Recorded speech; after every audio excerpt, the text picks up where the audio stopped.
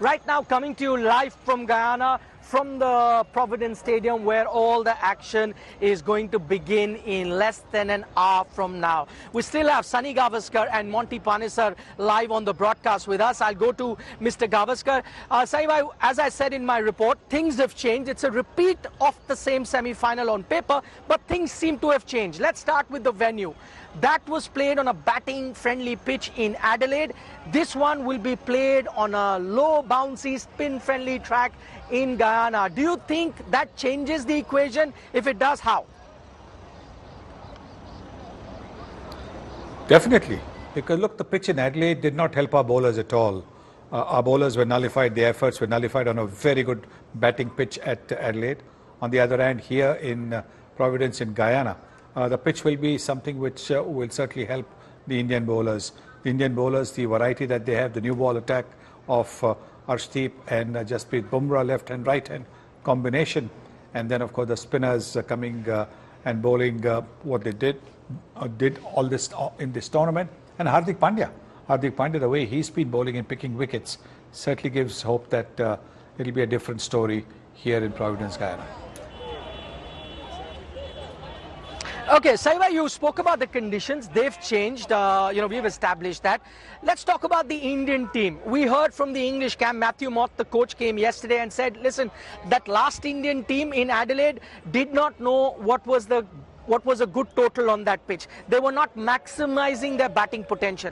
He says that this Indian team he can see is maximizing their batting potential. Do you see a change in the attitude and the approach also of Indian batting, Adelaide versus Guyana? It definitely does, because look at the way the Indian openers have been going in the first 6 overs. Whether they're getting out or not, the worry about getting out is no longer there. It's the awareness that come what may, with the depth that Indian batting lineup has, that you've got to try and maximize the number of runs you can score in the power play when there are only 2 fielders in the deep. So with that intent, the Indian batting has changed considerably. Okay, Monty, let me come to you on this one. You heard Mr. Gavaskar there talking about the advantage, those slight advantage that the Indian team has based on the conditions as well as their approach. But I want you to set this game up for us. Most analysts are predicting that India hold a slight edge over England in this encounter. Do you agree? Please set the game for us. Yeah, look, I agree.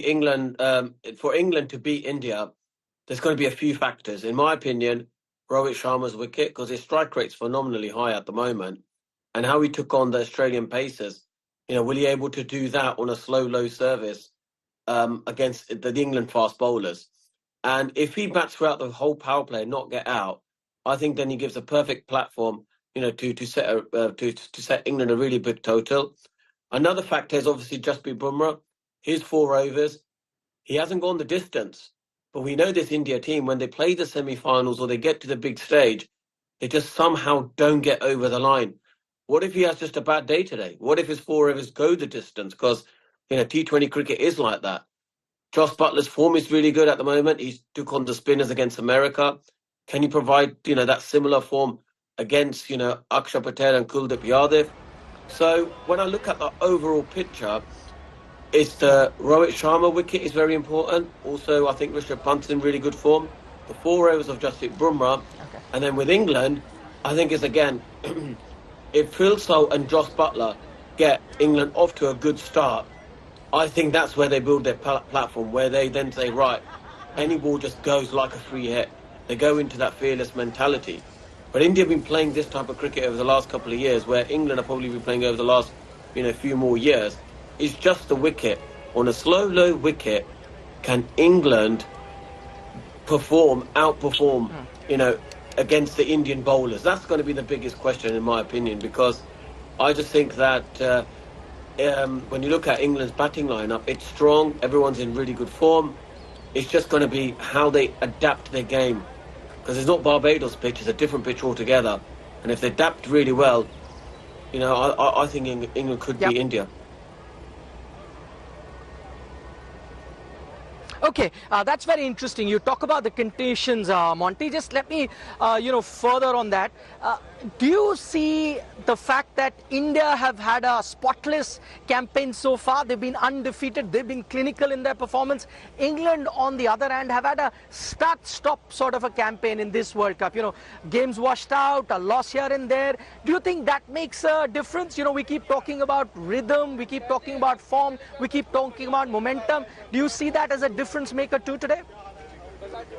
Well, you know, you look at the memories of the 50 of the World Cup, Ahmedabad versus Australia, like, you know, everyone thought India were going to win that, but they choked under pressure.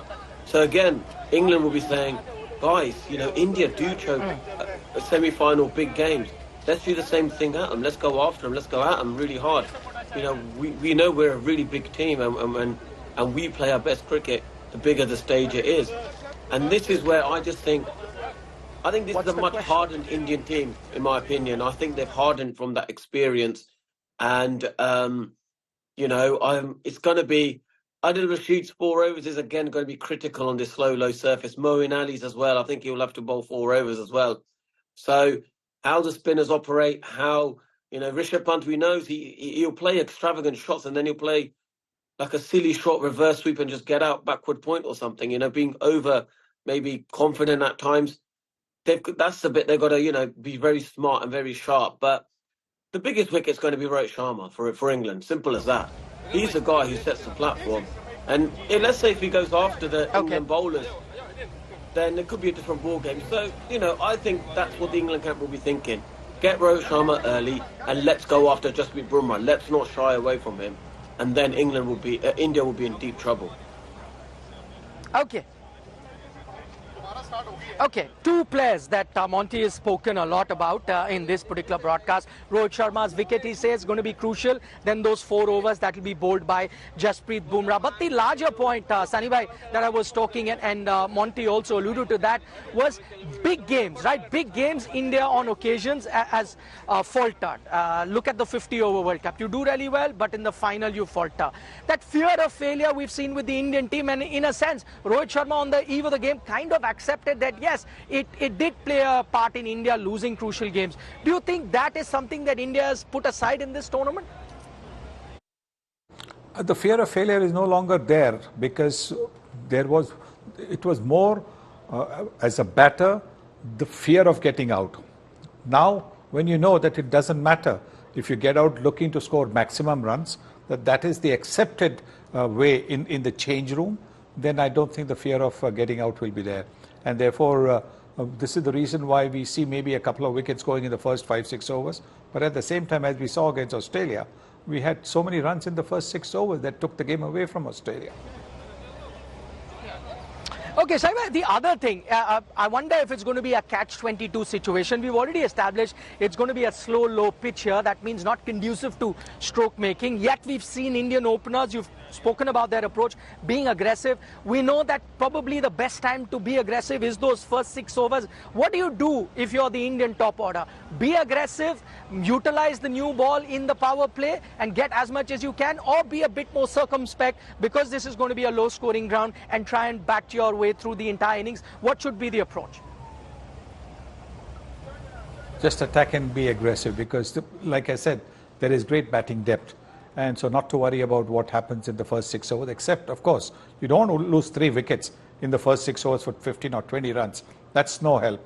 But if you look to get about 50, 55, 60 in the first 6 overs, that is about 9 runs to 10 runs and over, that'll be, and lose maybe a wicket, that will be the perfect start for the Indian team. Okay, that's Sunil Gavaskar telling you what is the approach that the Indian batters must have. We are all set for that big semi-final, and just as I speak, I can feel, water just falling in. It's very slight drizzle. I hope it has no role to play, and we have the toss on time, but we'll keep updating you here on India Today.